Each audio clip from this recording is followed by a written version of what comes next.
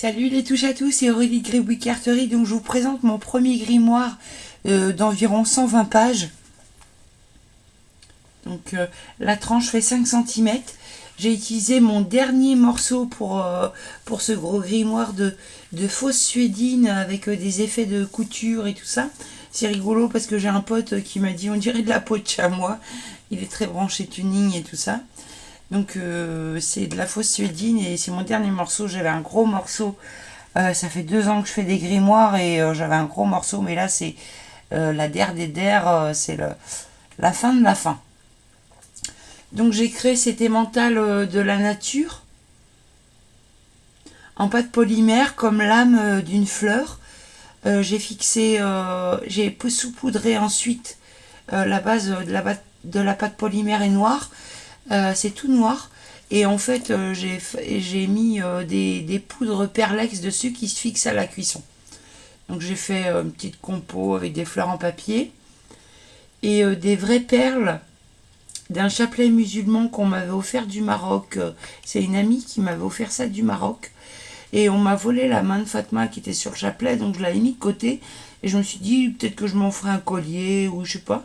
Donc du coup, j'ai retrouvé ce chapelet et puis du coup, j'ai mis ces belles pierres pour faire un peu comme...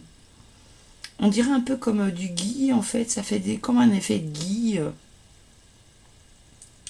Donc le papier, le carton de la couverture est gaufré, d'où le relief. Il y a un relief. Et ensuite, j'ai mis, là on le voit mieux. Et ensuite, j'ai mis je l'ai peint en noir. Et avec mes doigts, j'ai passé de la peinture cuivrée. Donc pour changer, plutôt que de mettre un cadenas, malgré qu'il y ait un beau fermoir antique, et ben du coup j'ai mis un petit mousqueton avec des gris-gris. Alors il y a un espèce de petit lotus en argent et un petit renard évidemment pour l'élément de la nature. J'ai pas de loup mais j'en ferai bientôt. On va l'ouvrir. Donc j'ai créé une composition sur du papier cartonné fort craft, couleur craft, avec des petits morceaux. Les étoiles, c'est des petits morceaux de cuir, c'est du vrai cuir. J'ai travaillé ça avec des matoirs, des pochoirs, et puis j'ai découpé au ciseau les étoiles, c'était pas simple. Donc j'ai fait une petite compo avec des fleurs. Ça c'est des nouvelles dailles, et puis je suis très contente, je vais pouvoir faire des fleurs de toutes les couleurs. Et j'écris un poème sur la naissance des fées, parce que pour moi, un grimoire sur l'âme de la nature, ça parlera forcément de fées. Lorsque le premier enfant naquit, ses rires éclatèrent comme 1000 petites étincelles qui rebondirent en cris de joie pour créer le peuple fée. Voilà. Donc vu que c'est la première fois que je fais un grimoire de 120 pages, il fallait que j'assouplisse, que je prenne une feuille de détente, alors je sais pas comment on dit, mais du coup j'ai rajouté dans l'emplacement de garde, j'ai rajouté une double page de papier cartonné pour soulager en fait le poids qui était sur le folio de 120 pages. Donc j'ai créé des petites compositions, j'ai mis des petits stickers comme j'avais ça, j'ai mis des petits stickers, ça fait comme des boîtes aux lettres. Et j'ai mis les prototypes de la vente privée. J'ai mis deux prototypes de la vente privée de Noël. C'est des cartes simples, doubles, blanches. Sorcièrement vôtre.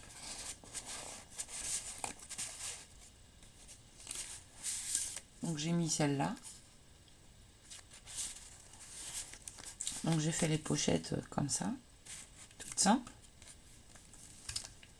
Donc les 120 pages sont cousues, hein. Les feuillets sont cousus, c'est du folio hyper costaud.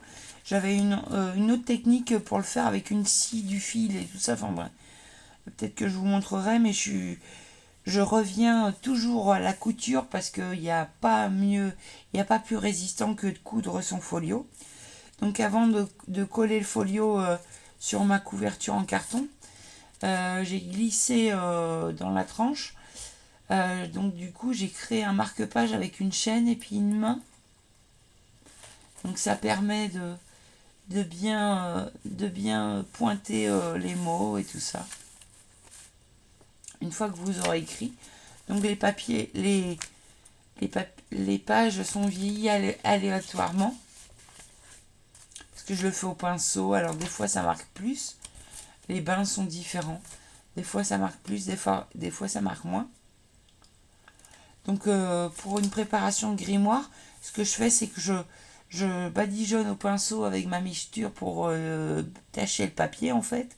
Et ensuite je sèche avec mon étendoir à linge. Et ensuite, une fois qu'ils sont secs, je les passe au fer à repasser et puis après je les plie pour en faire le grimoire. Donc c'est vraiment un long travail parce que j'utilise pas de séchage rapide pour faire ça. Donc à la fin, une composition toujours sur une base de papier craft fort cartonné couleur craft, ouais, je me répète un peu. Enfin, bref, un mini livret dont la fermeture est aimantée. Donc le livret il est comme ça. Ça fait une interaction rigolote. Donc je l'ai un peu décoré au pochoir et tout ça. En parlant de fées, je devais absolument faire leur maison. Donc c'est pour ça que j'ai fait le petit champignon.